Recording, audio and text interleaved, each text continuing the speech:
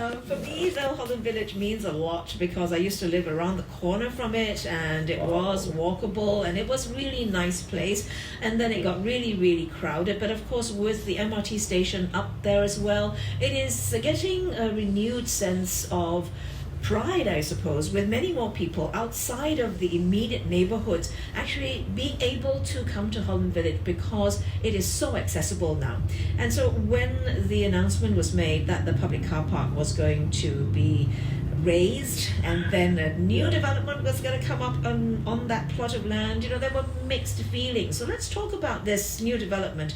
It's called One Holland Village Residences. Under 300 residential units, but the developer has actually chosen to split the apartments into 3 different categories. There are also different design concepts. So let's start there. Fendi, talk to us about that, the design concepts. Yeah, okay, for One Holland Village is an unique 4 land users sold under 2 envelope system when they tender. So not all mixed development have residential, retail, office and hospitality. Only 3 such projects around Singapore has 4-in-1 land users. They are dual residents, South Beach residents, and Wally residents, where people know north. So in One Holland Village residences itself, there's 3 concepts. In fact, the first concept, the Serene Tower, where most of the typical condo layout were built in this development. Then for the other concept, the second, which is the Leven, similar to Tiong Bahru low-rise kind of apartment. So for those low-rise lovers, they would like to get this design. And the third design, which is Queen C, which is above the service apartment. So they pictured the premium units. There is priced at something slightly more, but very nice view, of course. You look into the GCB in Holland. Yeah. Right, and something that many people is also talking about is the location, because this is where the old Holland Village public car park used to be. Now tell us more about the pros and cons of this location. Okay, actually the location is the Holland Village, so I guess this name of the place already has set it off as a vision to be the next Shoreditch in London, and Syracuse in Sydney, and Daikanyama in Tokyo. So the pros, we have communal spaces like Village Square with round-the-clock event space such as movie screening can be held located near the MRT and surrounding HDB. And the other one is the Village Central with the courtyard garden filled with lush greenery directly accessible to the main street as well as the taxi and vehicular drop-off point. And third is the Village Green, with quiet and tranquil area with a pocket park located adjacent to the residential apartment.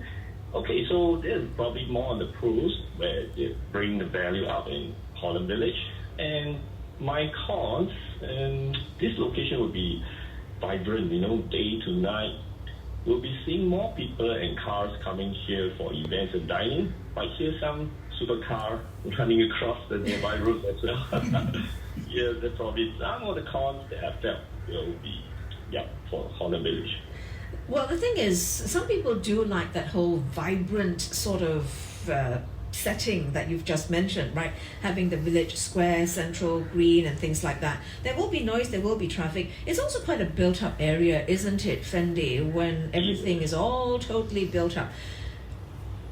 It's also a very creative vibe that Holland Village has had. Talk to us about this. How does Holland Village Residences fit into perhaps the cultural aspect of its surroundings? How will it contribute and make it better? Yeah, personally, government has a lot planned. Actually, in residential catchments set to grow further due to en bloc sales of nearby developments, with big corporations are setting up offices in One North, doubling to 100,000 workforce, where most developments are focusing what you are driving, live, work, and play. However, in One Holland Village Residences, because it's situated in the heart of Singapore Bohemian enclave and a low-rise urban upscale retail hub, is the first of its kind with an integration of corporate HQ function with retail spaces, which is a great company that can host branding and marketing events. And on top of that, we have this Quincy service apartment, which spurs up the look with more expats staying near in the Holland Village residents as well. So you bring up the value around this region. Yeah. All right, on 99.co, we've been seeing recent transactions of units at One Holland Village residences at around an average of $2,700 per square foot. Now, how does this compare to the other new launches around the area as well?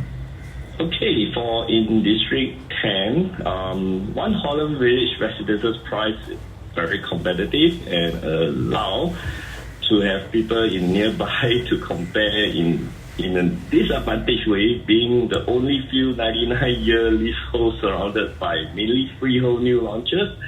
So its character is a bit different from the rest because it's similar to most integrated development prices in other areas as well, such as recent new launches like Car Series 8, Sengkang Grand, Midtown Bay.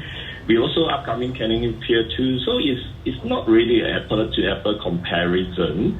So people will want to have this kind of integrated feel only in District 10. I think One Holland Village priced it correctly, in my opinion. Yeah. And how about maybe you can share with us the demand and price trends for condos in the Holland Village area? So what it means for potential, for the investment potential for units at One Holland Village residences?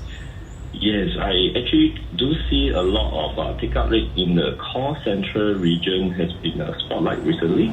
The demand is healthy. In year 2020, just last year, where COVID already started, and in 2020, District 10 in total condo transaction is 1066 units. So Holland area is, which I stated, Holland near to the MRT is only 291 units in 2020. But in year 2021, District 10 total condo transaction, which is haven't completed 2021, which as of now, already crossed 1,636 units, which is 153% more than last year. For Holland area, is 550 units, 189% more than last year. Yes, meaning more people are prefer buying near Holland MRT in District 10. As of price, after the total debt servicing ratio implemented in 2013, District 10 increment about 31.87% growth. Average per year is about 3.98% per year. As a Holland increment by 48.07% growth, which is averagely per year 6%. So potentially, the gain for Holland in One Holland Village will be quite stable growth with around 6%, 3 to 6% averagely. I guess, Fendy, with accessibility and the fact that the MRT station is right at your doorstep literally now for people around Holland Village and a couple of streets beyond even, it does make it more attractive. In the past, it used to be, well, you know what, transport's a problem, can't get parking. You know, I'd love to go to Holland Village to eat, but I can't park. So I guess there's lots going on there. It's also becoming quite built up. So we continue to keep our eye on Holland Village and its happenings. Fendy, thank you very much for joining us today. Thank you.